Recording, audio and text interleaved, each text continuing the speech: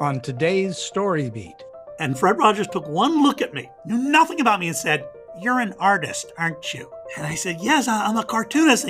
He said, "Well, please keep drawing. I think it's wonderful that you're an artist." 15 years later, Fred came down to watch my show. So I brought him back, and Fred came to me and said, "I loved your work. Your storytelling was very beautiful, and the way you interact with the children is so nice." And I said, "This isn't the first time we met. And I met you, and you looked at me and said, 'You're an artist, aren't you?'" And Fred Rogers looked at me and said, "Well, I was right, wasn't I?"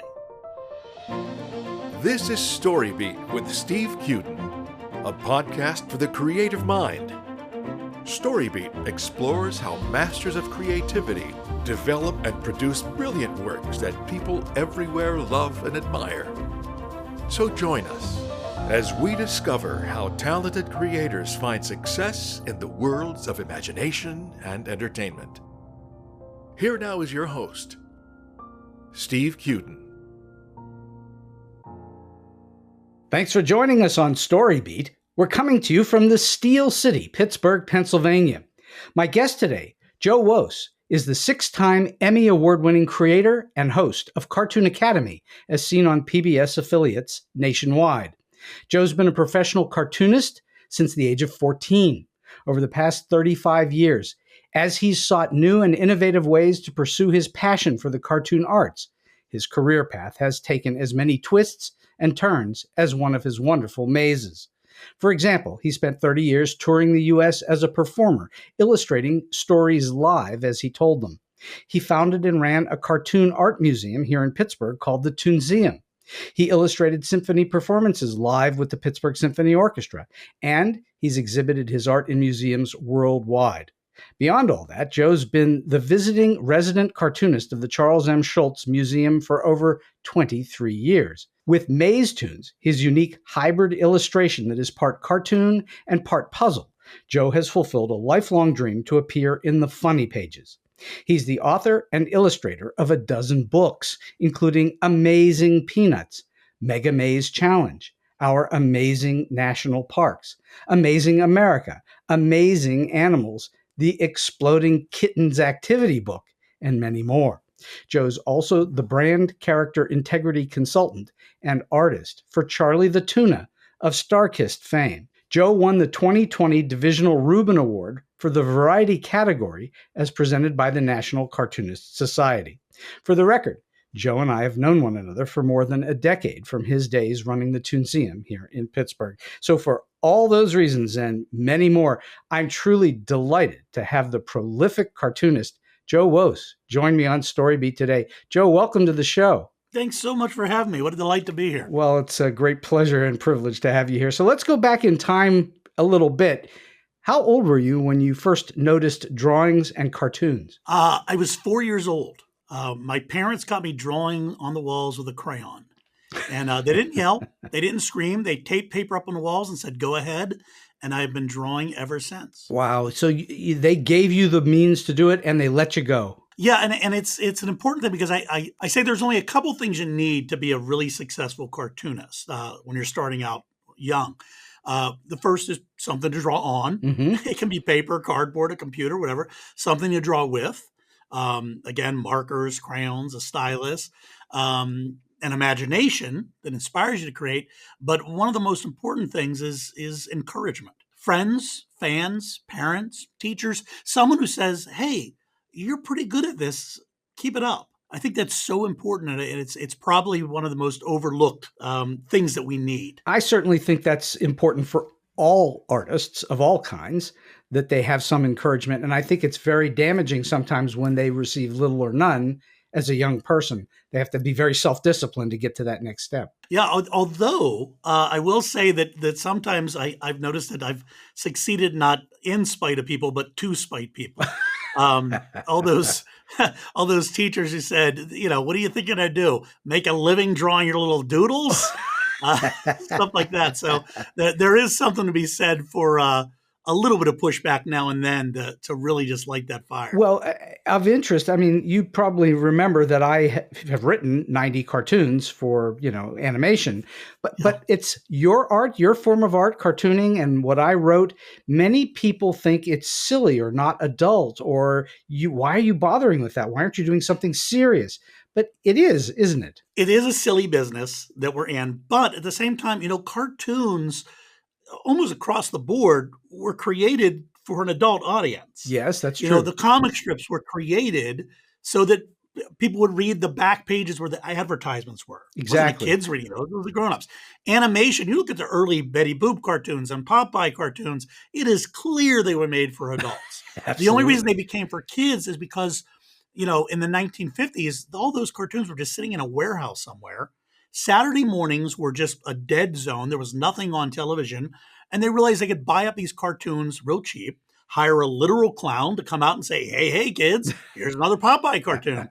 And Saturday mornings were born. And that's where you get that even stronger association with kids. Walt definitely made cartoons for kids, animation for kids. He did, but he didn't consider that. He viewed it as he was making cartoons for everybody. An art form. It was his art form. Yeah, he was making an art form that was for adults and kids, and it was just for everybody. So a lot of times they don't go into it saying, okay, I'm creating something for kids. They say, I'm going to create something for everybody. And when you do that, it gets that dreaded letter G in the rating, which is so strongly associated with children that we forget that G means general. It's for everybody. Exactly. And it becomes associated one way or another psychologically for an audience to overcome whether they want to go see something or not.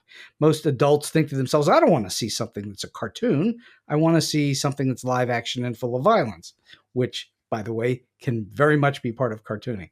Absolutely. We cartoons have a rich tradition of violence. Indeed they do. So who were your influences way back when? Who did you, as a kid, as you were drawing, who did you look at and think to yourself, wow, that's really great. I want to be like them? It was Charles M. Schulz. Charles M. Schulz, creator of Peanuts, Snoopy. That was my hero. Probably among the very first things I ever drew were Snoopy and the gang. That was number one. He was first and foremost in my heart, in my mind, and in my work, my biggest influence. But then as I got a little older, I discovered Sergio Aragonés from Mad Magazine. Sure. Another big influence. Goodness, just so many. Chuck Jones, work in Looney Tunes. And then as I got even older, I was still learning and discovered Walt Kelly and Pogo and Crockett Johnson and Barnaby. And what happens with style is you end up with so many different influences that at some point you reach a point where all those little pieces become you and become your style. And you could look at my work and you stare at it and go, I don't see anything that looks remotely like any of the people he's mentioned. Well, that's what happens. Your style evolves because you're taking a piece here, a piece there, and it becomes something new. Well, and you come through your voice, your arm, your brain. You're creating something, and suddenly it's yours, not someone else's. How long do you think it took in your life before you had that style that was uniquely you? I probably by the time I was about 11, I had a style that was developing that was uniquely me. Now, it changes. I have a style that's evolved over the past couple years that is a direct result of when I taught my kids to draw. And I was very hands-off because I wanted them to have their own style. I didn't want them to be under dad's shadow. But what I would do is I would try and learn to draw in their style. So that if they said to me, hey, Dad, how do I draw a hippopotamus? I would draw it in their style, not my own.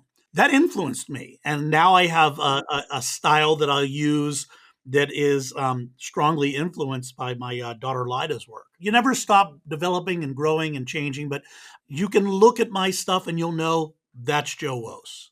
You're absolutely right. I know when I see something and I know it's yours. It's not someone else's. It's yours. You can tell it has a very distinct look to it. Plus, you're a very colorful cartoonist. It has a certain brand of color to it. Yes, I definitely am sort of that vibrant school that I like. No question. I like bold colors. I like I like the light of cartooning. Nothing wrong with the stuff that's darker, the Batmans and, some of the darker comic book stuff that's out there. I enjoy that stuff. But, I want to put something out in the world that makes people smile. They look at the drawing, it makes them feel like, oh, that's cute. I like that. There's no question your work is not pastels. It's not cleverly shaded. It's bright, bold, very cartoony, but it's very much you for sure. So why, obviously as a kid, it was something that brought you to it, but why cartooning? Why didn't you eventually turn into a fine artist or a sculptor or something else like that? Why cartoons? I easily could have. I did, do a lot of sketching and stuff, and it bored me out of my mind. I find, love the work that people produce in fine art. For me to look at a tree, draw the tree, exactly what I see, capture on paper is beautiful to look at. To me, the process of that is just boring. For me. Again, I want to be very clear. This is just my opinion. Cartooning does two very contrary things. It simplifies and it exaggerates. Mm-hmm. So it simplifies all that line and shadow and texture into just very simple line work and shapes. And yet it exaggerates the features and the concepts and the personalities and makes it much bigger. So they're very opposite things, very polar opposites. But cartooning to me, the appeal was that ability to create. Again, I can look at a tree, I can see a tree, I draw the tree, great, done. Cartooning, I'm creating something that doesn't exist. I'm bringing something into this world, and I think I got a real thrill out of that. And I'll take it a step further for you. It's fun. It is. It is just fun to see lines fall a certain way, and you go, there, that I captured it. It's right. I give you an example. I'm doing these very simple drawings that are, the term would be caricature, but honestly, my style is more cartoony than caricature style. Absolutely. So they're cartoony my style, and I did this one of Larry David, Curb Your Enthusiasm. Yes, and it is simple lines, so simple. And it's one eyebrow raised, the other one just cocked slightly, and then the turn of the mouth downward. It is a simple line. And I probably did it 4 or 5 times before I went, that's the expression. That's the perfect expression. That line, the way it fell, just right. Sometimes it's an accident.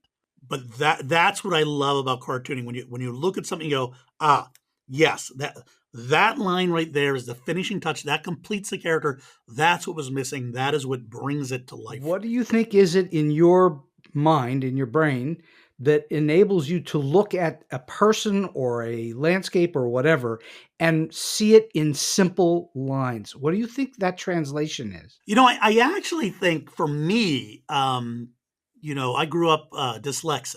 The concept of like the letters on a page backwards, sideways, they'd flip around. And the breakthrough was a teacher who said, hey, you love to draw your words. So if I learned a word like cat, I would take those letters and turn them into a drawing. So you could see the shape of the letters in what you were looking at. Yes. So I stopped seeing letters as letters and started seeing them as shapes and images. Interesting. And it was sort of this breakthrough for me of like, oh, just forget that it's a shape. It's just a line. And drawing is a lot like writing. Okay. You have a line and then you put this next line and then the next line and then you put it all together, you get a word. Mm-hmm. Okay. So CAT is a word. Well, for me, for drawing a cat, it's a letter A. It's an O for the eyes, another O, an upside down letter T for the mouth. And you put that all together and there's a drawing. That's great. So my teaching method when I teach people to draw is always to learning how to draw isn't actually learning how to draw. It's learning how to see. It's learning how to see the world around you by seeing the shapes, by converting the shadows into line. So I think that's one of the big things for me is that I see those shapes everywhere. And then sometimes, a lot of times too, it's also it's being able to interpret your own imagination of saying, okay, what shape would work for this and work for that, and then just building it. But it's all very automatic. But you've explained for me why, when I've watched a few of your Cartoon Academy shows, your episodes, that you explain in the drawing of things, this is like this is like a B, this is like a C, this is like an A. You actually say it that way. And I thought that was something that you created just for the show, but in fact, it's what you've done your whole life. It's my internal process. And I realize it works so well because it makes drawing less intimidating. There are lots of terms and drawings for all these specific shapes, everything else. It's like, that looks like a letter C. Well, let's just call it that. That looks like that's a circle. That's easy. But rather than say an oval, it's a letter O shape. And what it does is it really, kids and adults, because I get a lot of adult audience too, they generally speaking can learn or have already learned to read and write and have forgotten how difficult it was. Mm-hmm. Then now it's as easy as ABC. And so you can tap into that idea of as easy as ABC and say, okay, it's the same concept. We're just going to position these letters a little bit differently. We're going to stretch them and flatten them and twist them and turn them until we get the shape we're looking for. It's much more accessible when you break it down that way. Well, yeah, obviously it's really accessible when you break it down that way, because the other part of that that's comparable to writing in a sense, when you think of, I want to write an entire book or a feature-length screenplay, if you think you've got to write the whole thing as one, it's daunting. But if you can think about breaking it up into little scenes or little bits, then it's a lot easier to conceive. What you're talking about is, instead of looking at an image and thinking, I have to draw that whole thing, no, you've broken it into little component parts that are very easy to understand. Yeah, I mean, every drawing tells a story. There's a beginning, a middle, and an end. And it's at the end where the full character is revealed in all its emotion, its personality, its characteristics, and as well as its physical appearance. But there's a process to it, step by step. Do you think of yourself as a storyteller? Oh, yes. I actually, I probably first and foremost a storyteller. I'm a visual storyteller. All cartoonists are. But I'm also a literal storyteller. I do on stage draw stories as I tell them. Mm-hmm. And I do write stories as well. But yeah, I think cartooning is, in fact, visual storytelling. How do you bring emotion into a cartoon drawing? How does that work? I've really simplified it. It's this wonderful secret power that everybody has, but the cartoonists are really adept at tapping into. It is called empathy. And empathy is really the ability to read someone else's emotions. And our empathy often relies on visual cues, primarily in the face, the eyebrows, the eyes, and the mouth. Now, there are other things that can be involved in emotions. Your nostrils can flare. But if you think about it, those eyebrows, when they pull in tightly and close, you get an anger. But you can change that up. It's really, if you have the eyebrows raised, that appears surprise. But the mouth has to be open too, okay? So each of them, they work together to convey a certain emotion, to convey how a person feels. The eyes, eyebrows, and mouth are the main ways. But it's also, physical mannerisms, the way a character is standing, the way their hands. It's just like how we observe people. But we're doing it through, the line work on the page. Mm-hmm. But you've got to, as you say, you've got to have some empathy. I think not everyone that I've met in my life, I would call an empathetic person. And there are people that don't have that empathy. And I think that they would probably have a hard time doing what you're talking about. They would have a hard time doing it, but they actually don't have as hard a time reading it as one might think, because I'm simplifying it. There's not a lot of nuance. The expressions are bold, but sometimes, I mentioned that drawing of Larry David, that is a bit nuanced, but it relies on the viewer knowing who this character is and picking up on a very specific attitude or emotion. And when they see that eyebrow raised and the corner of the mouth curled, they go, oh, that's a very distinct, That's that if there was a sound that went with it, the sound would be, You're able to imitate Larry David on top of drawing him. You know what's funny? I think a lot of cartoonists also do impressions as well. Probably right. We're trying to convey so much in these drawings, and so we come up with ways to do it. Just through those. Do you find yourself physically doing things so that you can get a feeling of what it should look like on the page? I don't as much. I used to use a lot of reference material that, I would look up, a photo of someone playing tennis, and I still have to sometimes do that kind of stuff. What I do find myself doing a lot, though, my emotion will take on whatever emotion I'm drawing. So, my kids would come in the room and go, "What are you mad about?" I'm like, "What? I'm not mad." And then I'd look at the character like, "Oh, okay, I'm drawing a dragon right now." So the dragon's mad, but I'm not. But you take on the emotion of your characters, and your characters take on your personal emotion as well. So you're feeling what you're drawing and drawing what you're feeling. Yes. Yeah. You definitely are. And it's wonderfully beneficial. I will tell people, if you're feeling sad, there are two things you can do. One, you can draw that out so that you can sort of, why am I feeling sad? And you draw it out and you sort of think about that. You begin to think about the emotional a bit more. But you can also go, I'm feeling sad. I'm going to draw a character who's happy. And you cannot help but smile.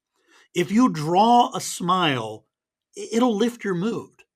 And if you look at a drawing of a smile, it'll lift your mood. And it's really simple because, that magical sort of Morse code is the same thing, only it's a drawing. If you do 2 dots, dot, dot, and underneath it a dash, and then above those dots, 2 dashes separated, that's a face. And however you manipulate those lines and dots, you change the emotion drastically.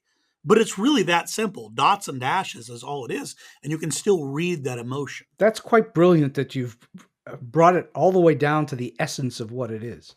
Yeah, that's what cartoons, we're distilling things down and down and down. And it can get, there's a broad, cartoonist styles are just so broad. Of course. You have someone like Frank Frazetta who did, beautiful, renderings that are just so detailed, or Thomas Nast with all the cross hatching. But then you have Charles Schulz on the other side, who very, very simplistic line art, but the emotion he can convey with just a couple of dots and lines, it's unbelievable. It is unbelievable. And you're correct. I mean, the variation on the abilities of various cartoons and cartoonists is as infinite as there are stars in the heaven. And yet every one of them is able, if they're any good, to convey something to us. Yeah, it's something within us all that we want to see faces everywhere. Okay, when we look at an electrical outlet, we see the 2 eyes and a nose. When they designed the car, they gave it 2 headlights and a bumper for a reason, so it could smile at you. New technology, we try and think, well, how can we give it a face? How can we humanize it? It's a very comforting experience for us. It tells us, even when we are alone in this world, we're really not alone. There's someone behind all these creations. And in each creation, each thing, there's an element of humanity. Even, you look at a tree, you'll still try and look for, are those arms? Are those, where are the eyes? Are the leaves its hair? We want to humanize everything. And I think that's a very comforting thing for us. Well, if you look at most, if not all, animation that's been successful in some way, no matter what's in that animation, everything has been anthropomorphized in some way to make it human-like. Yes. Yeah. I mean, that's one of the big keys in cartooning is that we do anthropomorphize things. That's our role is to bring things to life. So I think the hardest form of storytelling of all is the short story, and the shorter, the harder. And what you're doing with a single panel or a single drawing or a single maze, and we're going to talk about mazes here in a moment, just one single panel, I think that's the most difficult to master. Why is that? What is so hard about that? Why is it difficult to do well? One of the reasons it's difficult to do well is you're drawing, this single panel, and you have to at least be thinking of your audience that is going to read this 6 months from now or whatever, or if it's a book, a year, 2 years from now. And how are you leading their eye to tell the narrative? Because you only have one panel to do it. Right. So the example I give, if I do a drawing where I draw a porcupine and then I have a cactus, that's it. Okay. But that tells an entire story, because the porcupine, we know he has quills. So we know he doesn't have a lot of friends. So we know he's a lonely porcupine. Okay, we know this. All right. All right. He's standing on what looks like sand. So he's left his home in the woods and he's went wandering out somewhere. Where has he wandered? Well, there's a prop. There's a cactus there. So we know he's wandered out into the desert. Well, when does this take place? Well, the sun is in the sky. So we know it's daytime. So we know when it is. We know where it is. But what's he looking for? Well, he's looking for a friend, obviously. How are we going to give him a friend? Do we add another character? No. All we need to add is a symbol. If I had a heart between the cactus and the porcupine, then the porcupine and the cactus have found a common bond. They're both prickly, they fall in love, and they live happily ever after in a cartoon. That's one drawing. Now, I told all that, and it took a little bit of time for me to tell it all and lay out each of the things. But in the second that someone views that drawing, they look at the porcupine drawn on the left-hand side, especially, Western art.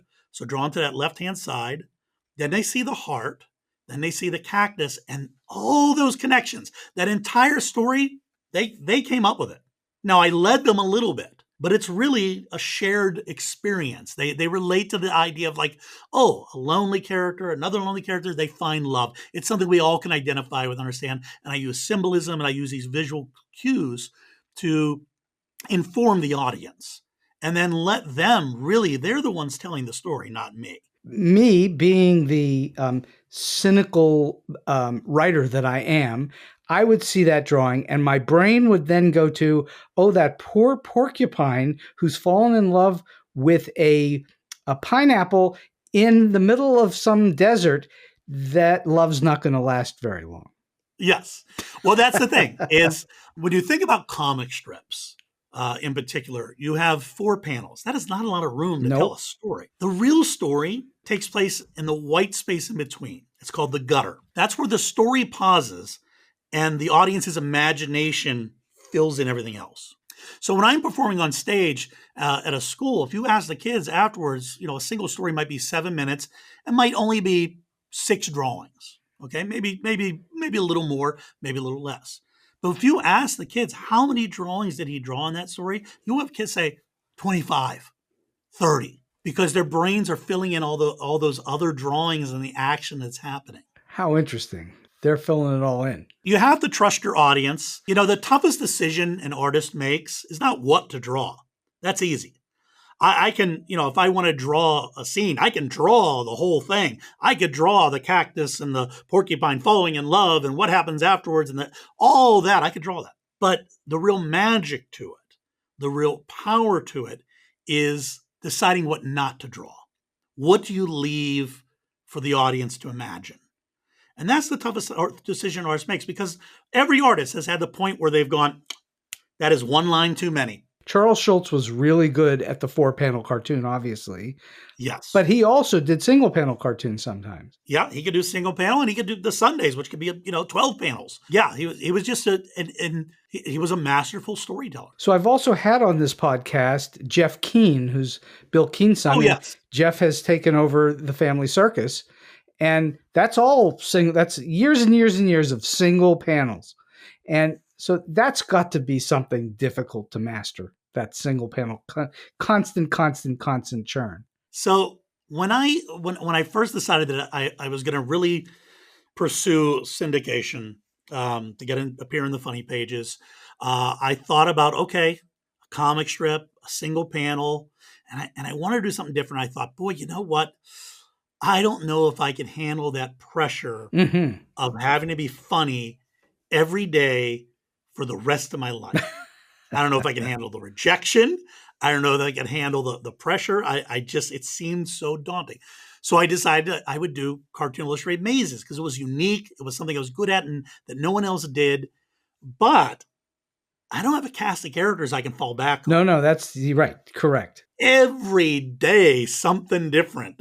And it's over 10 years now. So that's 3,650 different mazes. Okay, so let's talk about mazes then, which it's fascinating to me. For the 3 people on the earth that don't know what a maze is, tell us what a maze is. So a maze is a puzzle which has a start and a finish, and then multiple paths leading as the solution. And there are twists and turns and dead ends and sometimes optical illusions and just convolutions, I call them, things that just make it convoluted and misdirect you to try and make it more challenging.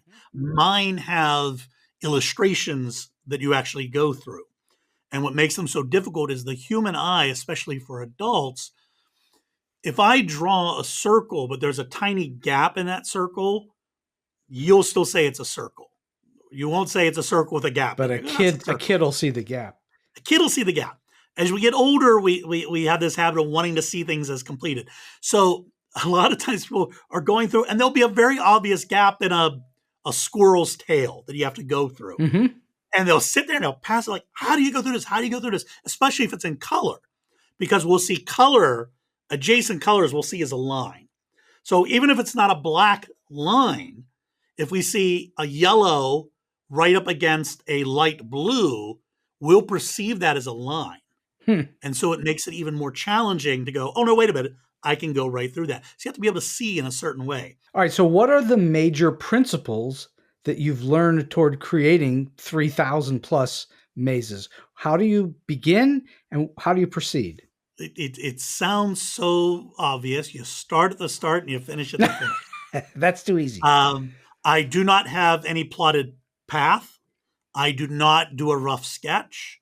I just sit down and I draw it. But you don't know where you're going to start. I don't. I will put on the page like a little circle with a letter S in it. And that's going to be where my start is. But I might decide, no, wait, I want it over here. I don't know what decides that. I think with one of the factors is I'm very careful not to repeat myself, because once you get locked into patterns, then the mazes become very easy. So I try and make sure I mix things up, or where I'm placing the start, the finish, and so forth. But I start drawing the start, and then I'll start with a little bit of the path, usually breaking that off into another path. And then what I have is called my true path, which is the path that I keep breaking off more paths as I'm going. Right. And then those paths split off, and it's this constant tree branching out. But then I have an illustration integrated, and you might be going through, I'll use the squirrel again, through its tail and then up through its arm and then out. But then you're going through more path, then you come back and you go through its ear and then out the other ear, and working your way to the finish. But that's really it. It's start to finish. And as I'm thinking, I'm like, okay, how difficult do I want this maze to be? How complicated? What do I want the line patterns to look like? What do I want the line texture to look like? So there's a lot of just automatic thought process that is happening internally, but I really just sit down and start drawing. So how much of it is actual architecture and how much of it is pure whimsy? There have been, I've had people who are mathematicians and scientists and so forth who have said, oh my God, you must have such a mathematical mind. And I go, no, absolutely not. I am the exact opposite. I have no aptitude for math or engineering or anything else.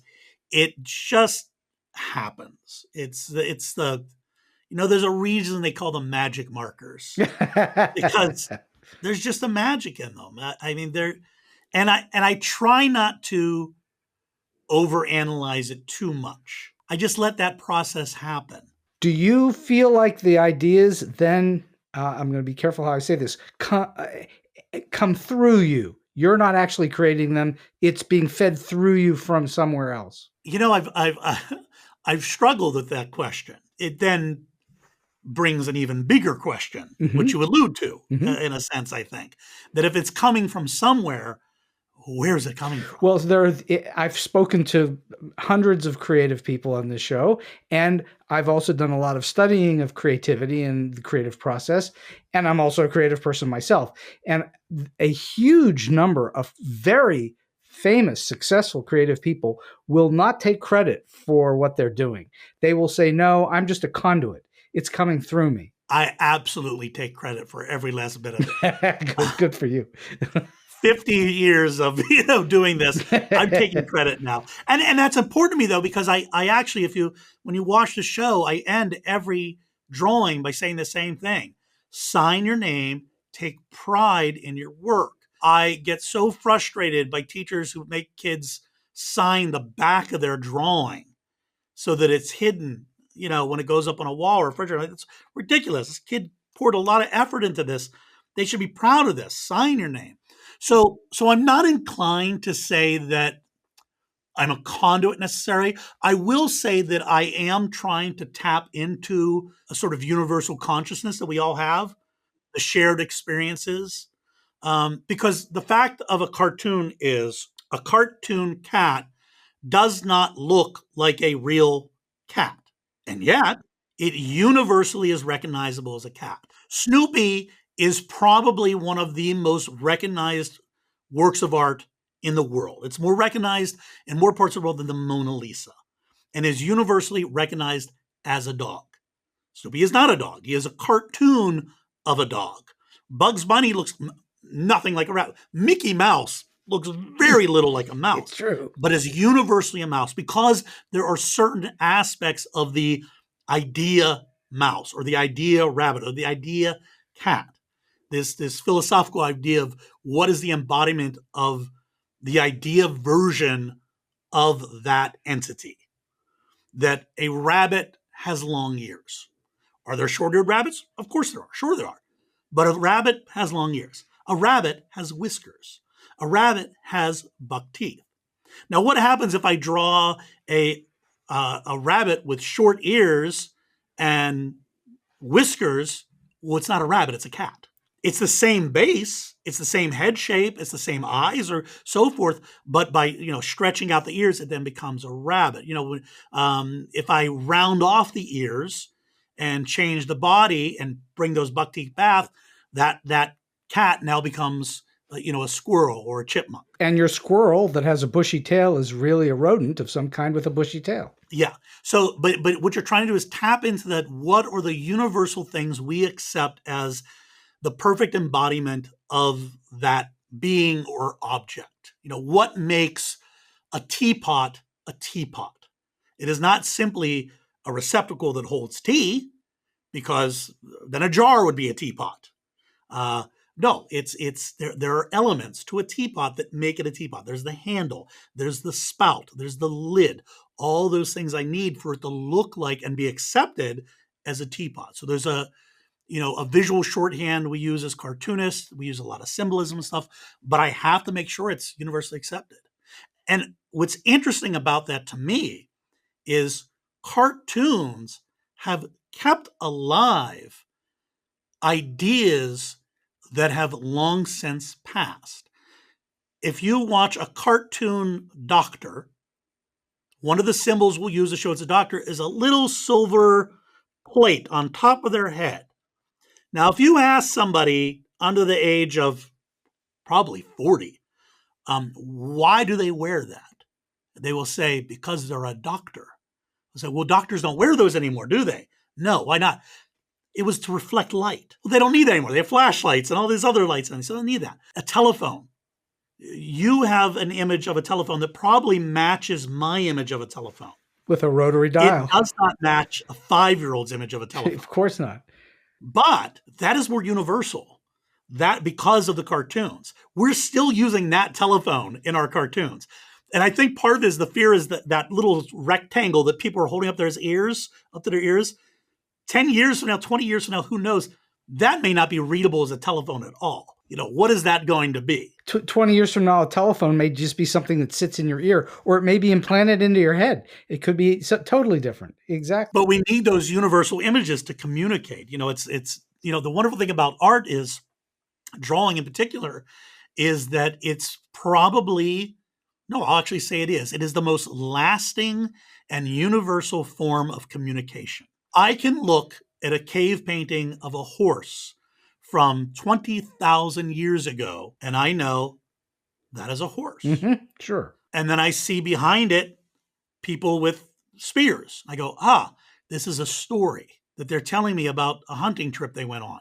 20,000 years have passed. There's no words, there's no video, there's nothing else, but I know that story. And then you as a cartoonist, you in particular, Joe Wose, you then take that image, that symbol, and exaggerate it in some way that gives it a whimsical life. Yeah, I exaggerate, like all cartoonists, I exaggerate the key elements first that make it what it is, but then I'll exaggerate other elements to fit my particular style. What do you draw with? With a pencil, a pen? Do you work on a computer?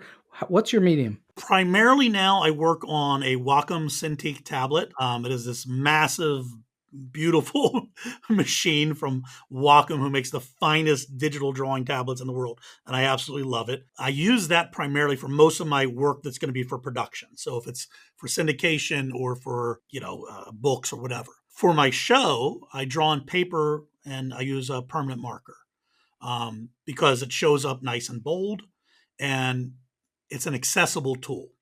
Kids have and adults have access to paper. They don't have access to a $5,000 digital tablet or whatever. So keeping it accessible. If I'm at a convention and I'm drawing, I'll draw on paper and pen. I still draw on paper and pen. I very rarely use pencil. So you don't sketch it in pencil and then overdo it with ink of some kind. No, and that happened because I'm left-handed. When I was a kid, I would draw on pencil and I would smudge so bad that I very early on switched to permanent ink. Huh. And as a result, I don't make a lot of mistakes. And when I do, I can set them aside and I can see where I made the mistake and start over. Now, if I'm working digitally, I'll sometimes do an underlying drawing that's a little more loose and rough and then go over that. The problem is I always like that drawing more. And I can never recapture it if I'm going over it. So a lot of times I'll just go back to that original drawing. So we've talked about color. I assume you also color your own work. I do. And I hated coloring my entire life. Why? I'm not entirely sure. I think there's a couple reasons. One, I'm not very good at coloring in traditional tools. I'm not very good at painting. I'm not very good at just coloring in the lines, and I'm just not very good at it using traditional tools. That's the first reason. Second reason is I really did like, for a lot of years, just the way my work looked in black and white. And I think the third reason is although I'm prolific, I'm intrinsically lazy. And I've done the drawing already. Maybe I had to do it twice because I had to, do a rough. Now I get to sit there and stare at it for another 40 minutes while I color it. I can draw something in 30 seconds and be done, and it's great. When I got to color it, that's another 15 to 20 minutes of just time with that drawing. You're forever going to be known to me now as the prolific, lazy artist. I am a very prolific, lazy artist. I do a lot of work. I work very, very fast, but I enjoy drawing. I enjoy the way my work looks in color a lot. And there have been various breakthroughs that I've had in that process over the past couple decades that have made it better for me. But I don't enjoy the process as much as I do the process of drawing. But in the computer, it's a lot easier, yes? In a computer, it's a lot easier because I'll work in layers. So I have a separate layer for my shadows. And that has made my work is very flat, intentionally so. But when I add those shadows, it just adds just a little bit of interesting depth to it. Even though it's a very flat work and the characters are drawn in such a way they're flat, it adds some interesting depth to it. And I really like the way that looks. Color is probably the one thing I struggle with the most because, especially if I'm drawing a person, I want to get a skin tone just right. And it's just so delicate and hard to do, and getting the color in the cheeks just right. And I've gotten better at it. I just don't enjoy it as much as I probably as much as I'm sure a lot of people do. Well, I have many friends in the comic books world, and traditionally, there have been various disciplines within that form, and so you'd have someone who would be the quote unquote inker, you'd have someone who was the colorist, and they would be specialists in that. But you're doing the whole thing yourself. Yeah, I'm doing the whole thing. Yeah, because I letter the stuff, I ink it, I pencil it, I'm doing a sketch, and then I do the color. So I am doing the whole process.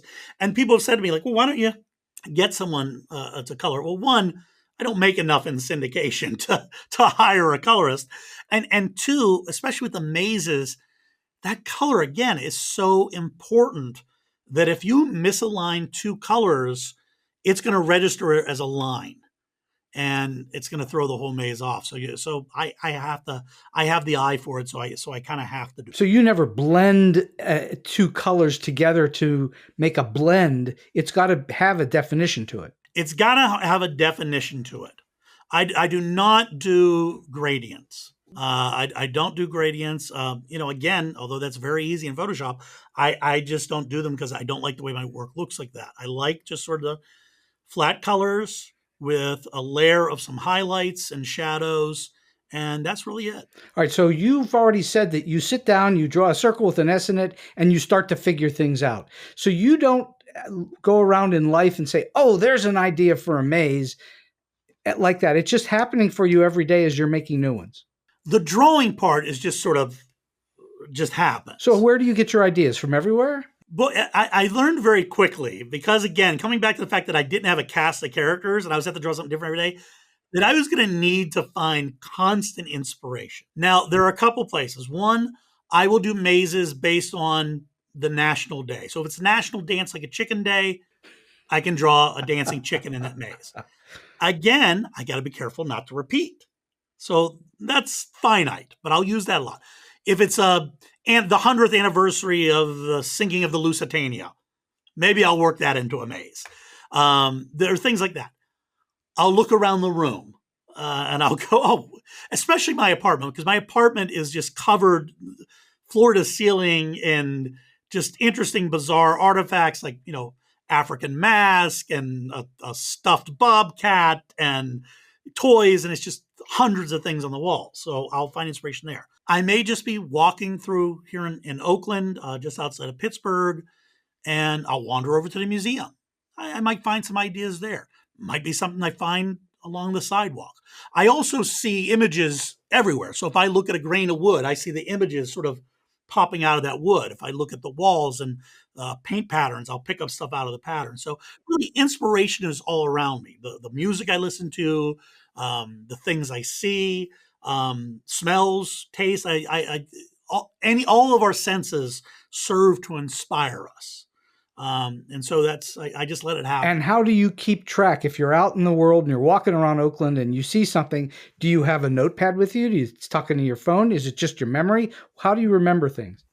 It used to be just my memory, but the problem with that is when I get an idea, if I can't sit down and draw that idea right now, I'm going to get so frustrated. So I now have a pattern where I go, okay, I will give myself a voice memo in my phone. And then when I'm at the desk, I'll just play all those memos and go, okay, that's a good idea. Or, no, what was I thinking? So you're recording your ideas vocally, audio-wise, into a phone. Yes. And that preserves it for you. You're not walking around with a notepad and drawing. No, because of that frustration. If I start drawing it, I want to get to the finished product. Got it. I want to sit down and draw it. I don't want to have like a rough sketch that I'm going to come back to later. I want to do it. That's very interesting. I think that's something that the listener should pay attention to. There are multiple ways to record your thoughts. That may just be a result of bipolar disorder or something, or ADHD, or who knows. Sure. But it is definitely that need to create once I've sat down to create and not pull myself away from it. I am a very gentile, jovial, gentile. I am that too, although you wouldn't necessarily know, but a very gentle and jovial, kind and generous person. if you interrupt me when I'm drawing, I'm just going to be, it's like those people who don't have their morning coffee. I'm just going to be a little bit more on edge. You're going to chew their arm off. Yeah.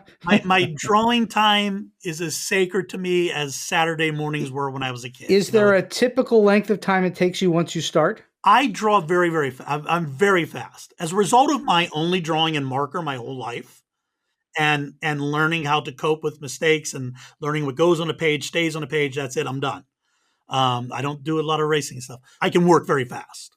So I can draw a daily maze anywhere from 5 to 15 minutes. Wow. From start to finish. Wow, that's fast. A Sunday, start to finish, takes me about an hour, sometimes as much as 2 hours.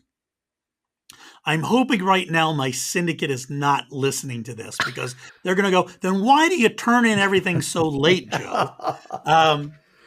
Because, and the reason I do turn everything as late is while I love to draw, I do have to sort of create an environment and a state of mind and a mood to sit down and go, this is my drawing day. I can crank out a whole month's worth of work in about a week, so long as I've carved out that time to draw. I have entire books I've done, 50-page books that were done in under a month. My first book, I think I did the whole book from start to finish in 1 week. But it's not the drawing part of it. It's the gathering of what you're doing part of it. It's the getting in the mindset. It's blocking out the world, getting rid of all the distractions. It's turning off the darn email, shutting down Facebook and saying, no, this is your time to draw. This is it. This is when you do this. This is an important and, as I said, sacred time. This is your time to draw. You're creating. And, you need to be in a certain state of mind, I think, to create. Now, you know this, I know this, you still got deadlines. Sometimes you have to find ways to jumpstart that creativity too. Well, there's nothing like that hard, fast deadline to really trigger moving forward. But it's not, I don't want to use the word, you're not procrastinating so much as I think you're gathering the energy to do it. Drawing is probably, I'll make up a statistic, 90% mental. A lot of it is the thought process that's happening in the background the whole time. Same with storytelling. It's there's a seed of a story and the entire story is there in your head, but it doesn't all come out on a paper right away. You might come to it a year later. Okay, oh wait, I'm ready to write this story now. I'm ready to tell this tale. All the pieces have fallen in place. Drawing's the same way. There's little observations I'm making all day long.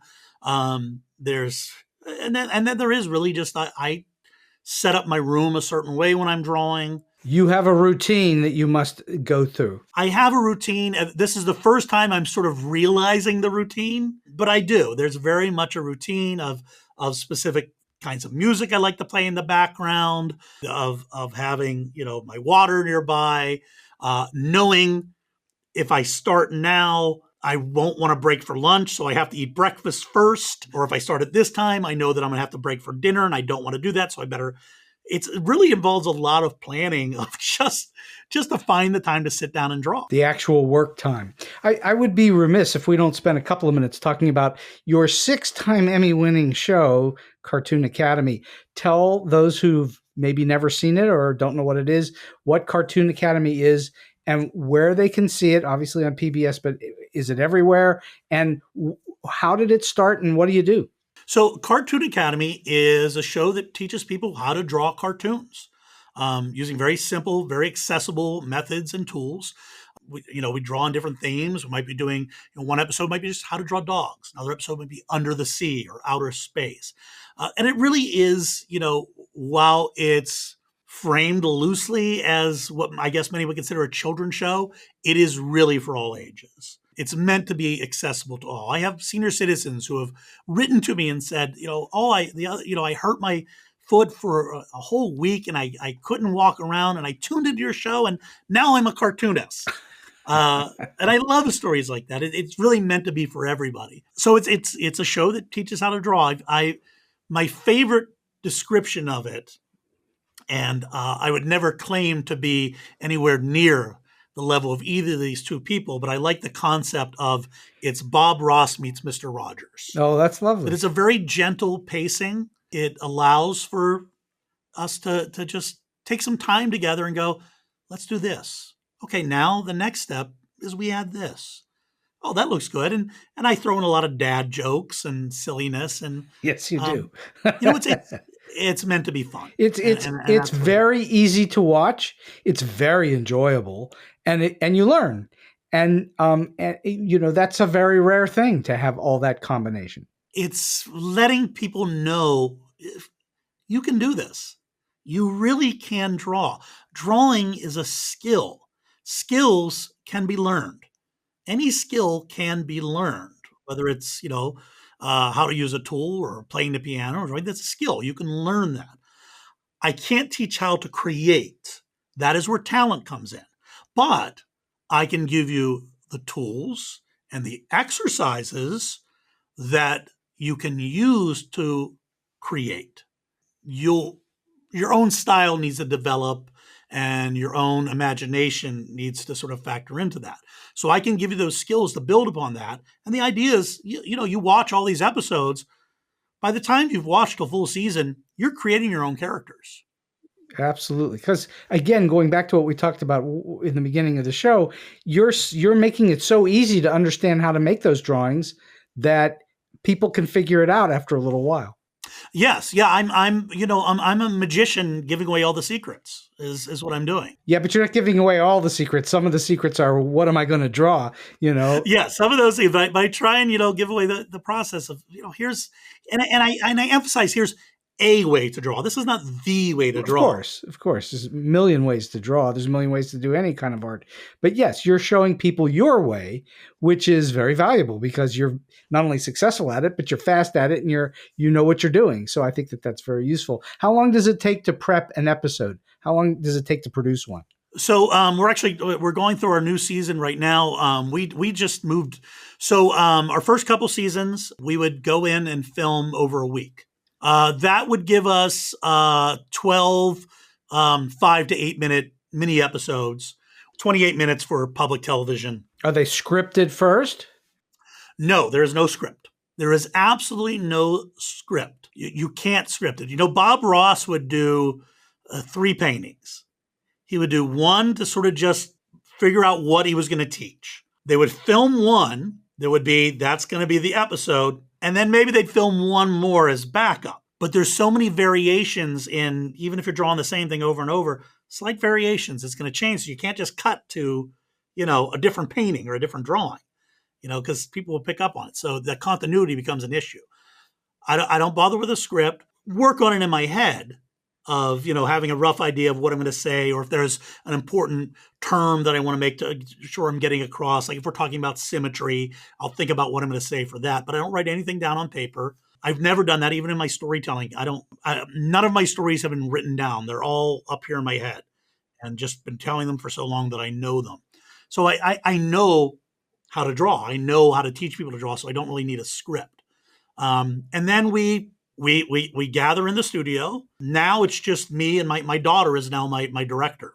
She just got back from film school, and we'll film a full segment, and then we'll say, do we think it needs anything? And we'll maybe record like jokes, and we'll open it up to the room, like who's got a good dog joke, and someone will say it, or I'll send out an email to friends like, hey, who's got a good chicken joke? We come up with the full season worth of what we're going to draw and put that on a big board, and then break that down into shoot days. So we really we try and film 4 6 to 8 minute episodes in a day, 2 additional things. Additional things might be what we call either a quick draw, which is just going over a tool or a term or a little trick to drawing. Or we might be filming a promotional thing, or we might be doing a book review or something like that. So we usually film like a total of 5 segments in a day. That's really amazing, actually, if you think about it. And how long does it take to put them together so they're ready to go out? That's the long process. Is We're getting better at that. We're getting faster, not necessarily better, but definitely faster at it. My daughter, like I said, has taken on a lot of those duties now. So we work closely together. She just sent me the rough cut of a new episode that I looked at. It usually takes about 2 to 3 days to edit together an episode. That's 7-minute episode. Usually takes about 7 hours. So once you have it, then you're done for the season. You do that in a relatively quick order because it's all sort of all. So the way one. we were doing it, but the problem with that was so much a problem. It would take us 2 years to have, or 3 years to have enough for a full television season. Because while the 7-minute episodes are great to post online and on PBS streaming and the PBS app and PBS website and all that, those are great for that. Television shows, you got to have a 28-minute episode. So we have to cut together then 3 or 4 of the 7-minute episodes to make one 28-minute episode. So you actually have some. It takes a while to assemble an entire season. It takes a while to assemble a season. But now what we're doing is we're now in studio at least once a month instead of once a year. So now we'll have, by the end of a year, we have a full 13-episode season. Cool. That's really great. And that 13-episode season is actually 52 smaller episodes. Sure. That go to streaming and YouTube and so forth, so that every weekend, every Saturday, we're going to post a new episode. And that'll be starting next month. And each one of those little segments is standalone. One doesn't lead to the other. They'll be edited together in such a way that they will. So, for example, the episodes we're shooting right now, we're drawing a Chihuahua, and then we're drawing a Bulldog, and then a little Scotty dog and a Wiener dog. And those are each standalone episodes, but it's all dogs. They'll be all packaged together as one 28-minute episode as well for airing on PBS. That's a very clever way to do it. Well, I love hearing how production works, especially you have a number of people. It's not just you. It's different than when you're doing your mazes. There are other people involved. And it's interesting because, as I'm sure you know, there's been a lot of cuts to PBS. But it's been at a time, that the stations need content that is not expensive.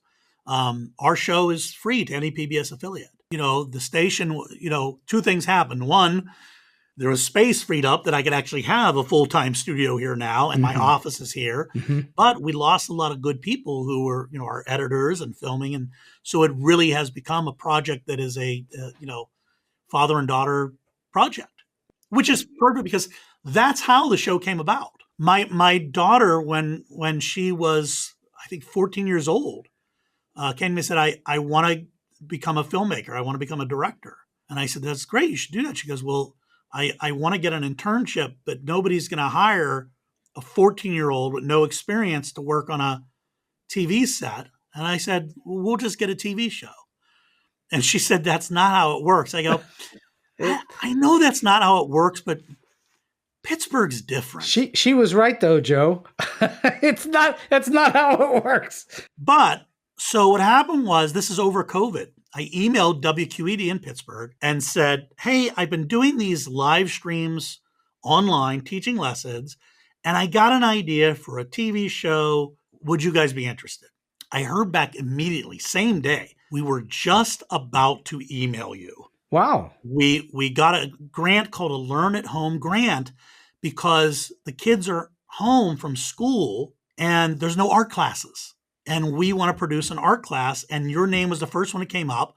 And so it was just all timing and coincidence. That's called synchronicity. I'll give you my big piece of advice to people. Practice being lucky. Now that sounds like I'm just dismissive. I'm not. I'm very sincere. Practice being lucky, because you need to be ready when that lucky moment happens. You need to be ready to answer that door when the knock comes. If you're not prepared for when luck happens, you're going to miss your opportunities. Well, famously, and it's always attributed to either Thomas Jefferson or Benjamin Franklin, and I never know which, but the famous quote is, the harder I work, the luckier I get. So that luck favors the prepared mind, and there are various luck quotes. That's what you're talking about. You need to be prepared for it when the luck shows up, and you need to recognize it. Well, I've been having just the most fun conversation for a little more than an hour at this point with Joe Wose, the cartoonist of the Cartoon Academy, and lots of great books and MazeToons. And we're going to wind the show down at this point. And I'm just wondering, Joe, you've told us a huge number of really wonderful stories, but do you have a story you can share with us throughout your experiences that are either weird, quirky, offbeat, strange, or something else that's just plain funny? You know, we're both here in Pittsburgh, Pennsylvania, and we both have a wonderful neighbor who was named Fred Rogers. He is, if you're from Pittsburgh, you know, he's the whole country's neighbor, but he's really our neighbor. So I have actually a story about me meeting Fred Rogers. When I was 14 years old, my best friend's dad, Art Vogel, was the lead cameraman on Mr. Rogers' Neighborhood. And when I was 14, I was a punk rock kid. I had spiked orange hair, piercings in the ear, jean jacket covered in safety pins, combat boots, like the whole punk rock, Dead Milkman kid. My friend Rob said, hey, we're having a family picnic for WQED and Family Communications at Idlewild Park. Do you want to go to that? I said, oh, yeah, I'd love to. I love roller coasters. I love theme parks. So we went, and Fred was there, and Rob said, do you want to meet Mr. Rogers? I go, you kidding? Who wouldn't want to meet Mr. Rogers? So I went up to them. Rob introduced me, said, this is my friend Joe. And Fred Rogers took one look at me, knew nothing about me, and said, you're an artist, aren't you? And I said, yes, I'm a cartoonist. And he, well, what do you like to draw? And I said, well, I draw blah, blah, blah. And I went on and on. He said, well, please keep drawing. I think it's wonderful that you're an artist. And then maybe 15 years later, when I was probably about 29, maybe 30, probably 29 or so, I was performing at the Children's Museum of Pittsburgh. They were honoring Eric Carle, and Fred was there to give him an award. And I was performing in the theater. Fred came down to watch my show. He watched it very respectfully from the back. You know, he knew that he would distract if he came in a certain way, so he did. He sat to his back and he watched the whole thing. And I was friends with David Newell, Mr. McFeely. And so David came back afterward and said, Fred really loved your show. He wanted to meet you. Can I bring him back? I said, yeah, please. Of course. So I brought him back, and Fred came to me and said, you know, I loved your work. Your storytelling was very beautiful, and the way you interact with the children is so nice and, you know, wonderful. Just praise. Just meant so much to me. And I said, you know, this isn't the first time we met. When I was 14, I had spiked orange hair and an earring and, you know, jacket covered in safety pins and combat bets, a punk rock kid. And I met you and you looked at me and said, you're an artist, aren't you? And Fred Rogers looked at me and said, well, I was right, wasn't I? That's wonderful. And then a week later, I got a lovely letter that was sent to the Children's Museum from Fred Rogers saying how nice it was to meet me and how important my work is with kids. Isn't that wonderful? He certainly had gigantic impact on a very large number of people. Oh, absolutely. Absolutely. And by the way, David Newell's been on this show too. Oh, I love David. David is fantastic. We used to go to lunch at least once a month. Haven't seen him in a while. I need to get back. Actually, no, I saw him at a festival we were at. We keep saying we need to get together for lunch sometime. Wonderful guy, great stories, and just an underappreciated legend. But as you say, a truly wonderful man. I don't think he could have worked all those years with Fred Rogers if he weren't a wonderful man. No, absolutely. Just a good person. So last question for you today, Joe. You already told us that great piece of advice about luck, but I'm wondering if you have a single piece of advice that you do give to people who are starting out in the business, or maybe they're in a little bit trying to get to another level. Yeah, absolutely. Again, I find that the best advice is often the simplest. When someone says to me, I want to be a cartoonist, I want to be an artist, I want to do a comic strip, I want to do comic books, whatever it is, I say, just draw. Get yourself a stack of the cheapest copy paper you can and just draw and draw and draw. If you're a kid or an artist just starting out, do not buy a $35 sketchbook because you're only going to want to put your best work in there. And none of your work is ever going to be your best work because you're always going to get better. You're always going to improve, and it becomes too intimidated. And what people do is they just don't put anything in that sketchbook. But if you know that paper is cheap and accessible and easy and it's just there, you'll draw to your heart's content. If you make a mistake, set it aside so you can see where you made the mistake and start over. But really the core of the advice is, if you want to be an artist, just draw. And if you're just drawing, you're an artist. As long as you're creating, you're an artist. I think that's absolutely spot on and wonderful advice, because it's like every other form of art. The only way to get good at it is to just do it and do it and do it. And what you're talking about is absolutely true. If you can find, there's really not much in the art world that's less expensive to get into than ordinary paper, printing paper or whatever, and a pen or a pencil. That's as cheap as it gets. If internet goes down, so long AI. Electricity goes out, oh well. But I've got that. I can get paper and pen, and I can create to my heart's content for as much as I want, and I can entertain people with it too. You know, it's a wonderful gift to have. Absolutely, and I think that's fabulous advice. Joe Woos, this has been an absolutely wonderful episode of StoryBeat today. And for those of you that are interested in Joe's work, you can check out MazeToons. You can check out any of his many books that are available on Amazon and elsewhere, and also Cartoon Academy on PBS. Joe, I can't thank you enough for your time, your energy, and your wisdom that you've shared with us today. Thank you so much. Always a pleasure seeing you. And so we've come to the end of today's StoryBeat. If you like this episode, won't you please take a moment to give us a comment, rating, or review on whatever app or platform you're listening to. Your support helps us bring more great StoryBeat episodes to you.